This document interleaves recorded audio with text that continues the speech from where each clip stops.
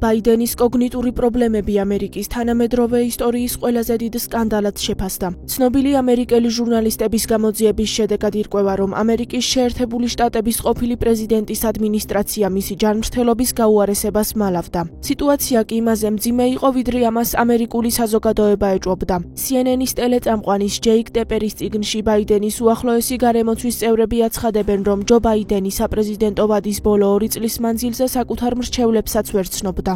აღმოვაჩინეთ, რომ ბაიდენის თეთრი სახლი, რომელსაც მართავდნენ პრეზიდენტი პირველი ლედი ჰანტერ ბაიდენი და მთავარი მრჩეველები, ატყუებდნენ არა მხოლოდ მედიას და ხალხს, არამედ სხვა დემოკრატებსაც, დონორებს, მინისტრებს, კონგრესმენებს.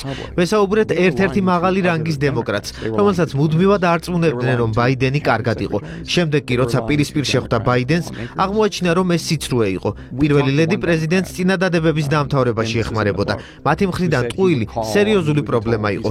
თუმცა ჟურნალისტებსაც ჩვენი პასუხისმგებლობა გვეკისრება, უფრო მეტი უნდა გაგვეკეთებინა და მეტად დავინტერესებულიყავით. მისი გარემოცვის ყველაფერი ამ პრობლემის ნაწილი იყო. შექმნეს ინფრასტრუქტურა, რომლითაც ამ ყველაფერს მალავდნენ. მათ პირადი ინტერესები ამოძრავებდათ, რომ ეს სიცრუე გაეგრძელებინათ.